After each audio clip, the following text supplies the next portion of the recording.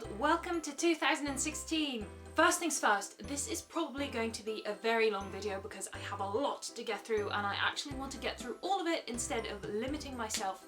So I'm just going to give you a moment here to get settled, get some tea, get some hot chocolate. So, ready?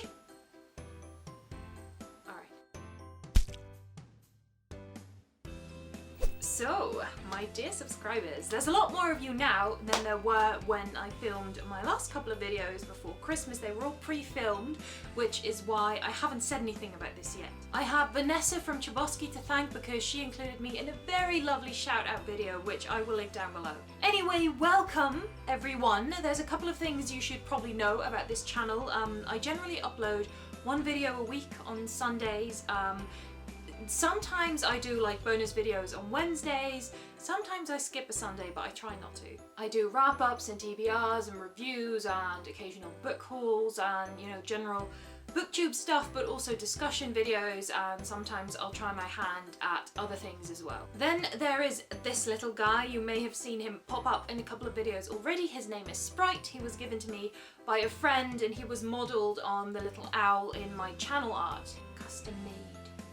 Sprite makes an appearance in all of my videos, and if you're the first one to comment when or where he appears, you will get an owl point and you'll be added to the scoreboard on my website, which is also linked down below, so you can check that out as well. Currently in the lead is Daphne from Daphne M, who is lovely, and you should also all subscribe to her, so I will link her channel down below. It's going to be a pretty crowded description box, but hey. By the way, this was the official Sprite moment of the video, so go ahead and comment. The next thing I want to do is give you my December wrap-up, which is probably the thing that's going to add a lot of length to this video, because I read a lot of books in December, but I love doing wrap-ups. It's one of my favorite things, so it's gonna happen.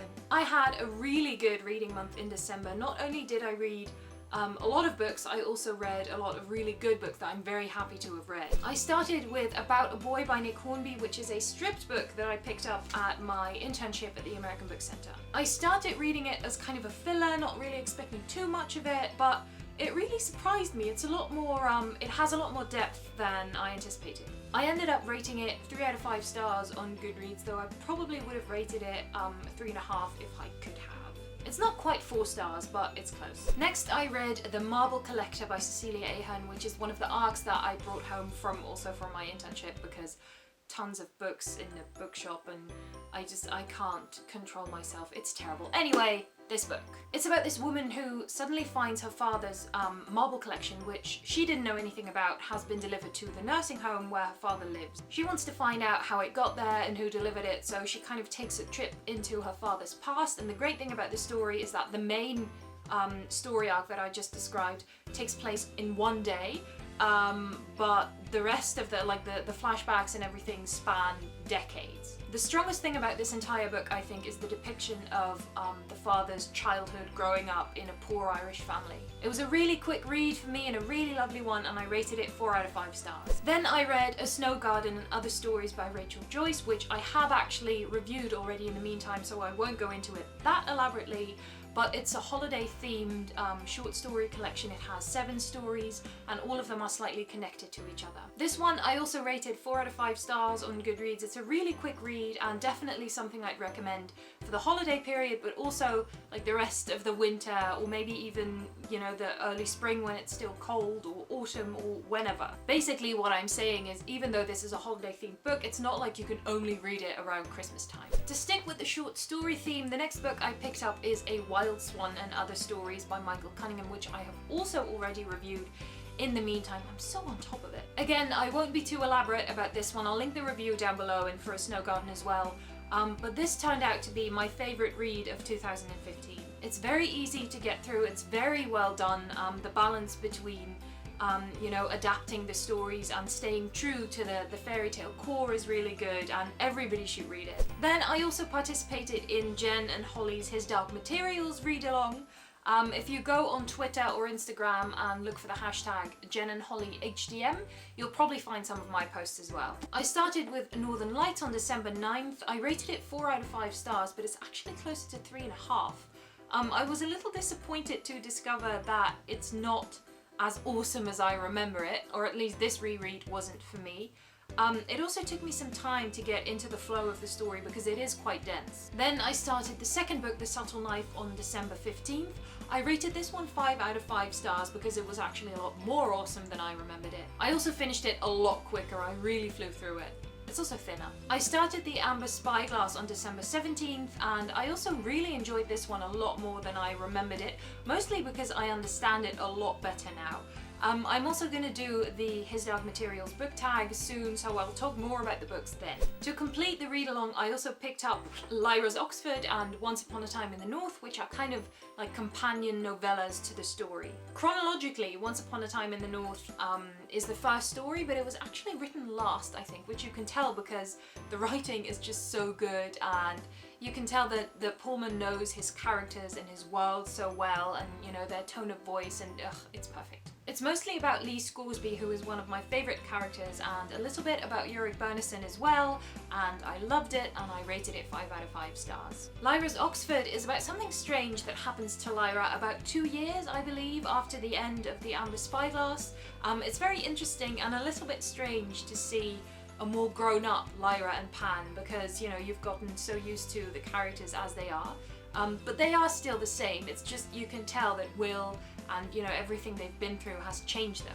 Next up, I read The Strange and Beautiful Sorrows of Ava Lavender by Leslye Walton, which is about a girl who's born with wings. Or actually, it's more of a family history. It starts with Ava Lavender, the title character's great-grandparents, and then her grandmother, her mother, and then finally her brother and herself. It is a very strange and beautiful story. I think the title is very fitting in that respect. I enjoyed it a lot and I'm very happy to finally have read it, but I still don't really know how to feel about it, particularly the ending. It is very entrancing though, as most magical realism is to me. The tone of the story reminded me a lot of The Particular Sadness of Lemon Cake. I definitely recommend this book. I'm actually considering doing something, not quite a review, but maybe just like a talk on it, because I feel like there's more to say about this book.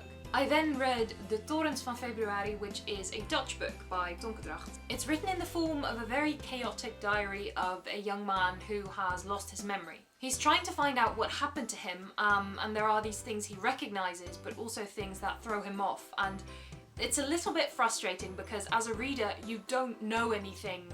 You're discovering, you know, what happened at the same time as the character does. So it's very, you have to be a little patient. But for someone who doesn't have any memories or a real personality, for that matter, the main character is strangely likable. When I finished The TORENS van FEBRUARI, the month still wasn't over, so I picked up Fragile Things by Neil Gaiman, which is another short story collection and quite a recent purchase for me, but I haven't finished that one yet, so this will be in my January wrap-up. Now for my January TBR, I don't really have anything planned yet, mostly because I read so much in December that I'm starting to run out of unread books. I might get Library of Souls, which is the third Miss Peregrine's book. I have the other two here.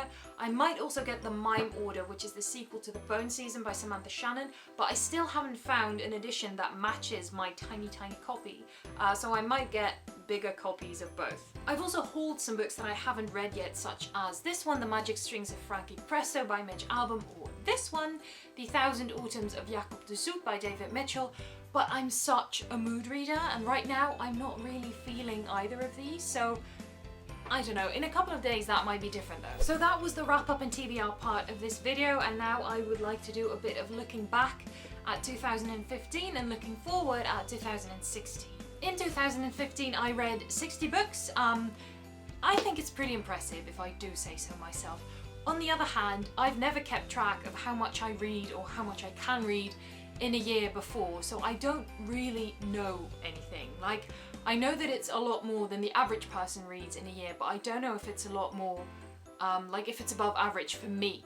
The reason I'm saying this is because I know I could have done a lot better if I prioritized reading more, which I haven't, and which is fine because there were tons of times that I just wanted to hang out with friends or maybe watch a film or, you know, film a video, do other stuff. Ironically, when I started having less free time because I started my internship, I also started reading a lot more because I now read on the train to work and from work, and also in my break consistently 4 days a week.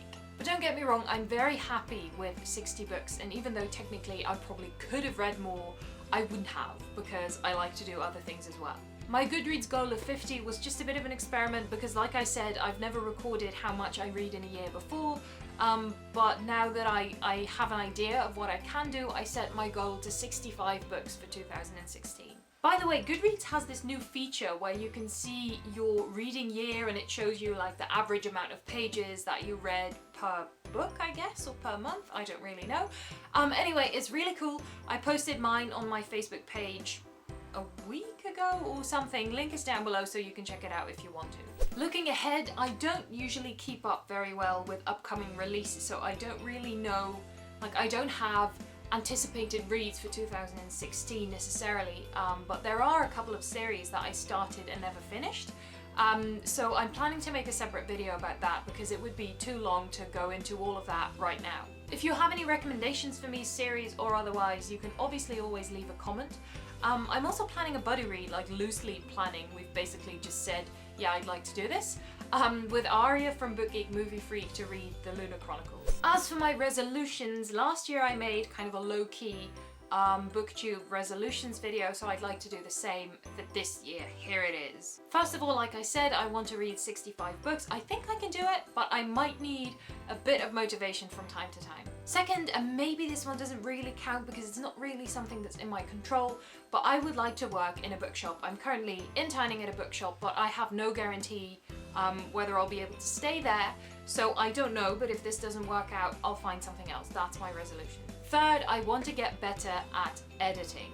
Since the beginning of my channel, I've been using Movie Maker because that's what I had and that's what I knew, and it's fine, you know, it's not like I don't need fancy functions that I'm never going to use, but there are a couple of things that I would like to do or be able to do that Movie Maker simply doesn't have. However, every time I try my hand at other editing software, I get overwhelmed and scared and I back out and I go back to Movie Maker. So I need to figure that out, and any advice would be more than welcome because I don't really know where to start looking. My final resolution is that I would like to host some kind of readathon. I don't really have anything planned yet, I just think it would be really cool. Ideally it would be something that I could do maybe with some other YouTubers or booktubers, and maybe centered around a theme or something. It's something that I want to do, but I haven't really given it a lot of thought yet. So that's coming up somewhere this year, possibly. In other news, without trying to be too capitalist here, I do actually have a Patreon page that I started this year. For those of you who have no idea what I'm talking about, I'm just quickly going to try and explain what Patreon is. Basically, if you watch my videos and you like what I do, you can decide to become a patron, which is like kind of a personal sponsor. It means that, you know, you agree to give me, you know, some spare change each month. That's really what it boils down to. The thing is, making videos requires quite a bit of effort and energy and time, and if you like what I do, it would really mean the world to me if you'd consider supporting me. There's no obligation, obviously, just to be completely clear. I don't want to force anything on anyone, and I would never charge people to watch my videos. My content is freely accessible to anyone in the world, well, anyone with access to YouTube, and I want it to stay that way. In exchange for becoming a patron though, you do get certain perks, such as personalized book recommendations and free owl points and a say in my videos and stuff like that. A link to the page is down below so you can read all the info there. There's also some kind of animated explain thingy where they probably do a much better job than I'm doing right now. So that's it for this video. If you're still here, congratulations for sticking through the entire thing. If you want to comment on anything I've said, by all means feel free to do so down below.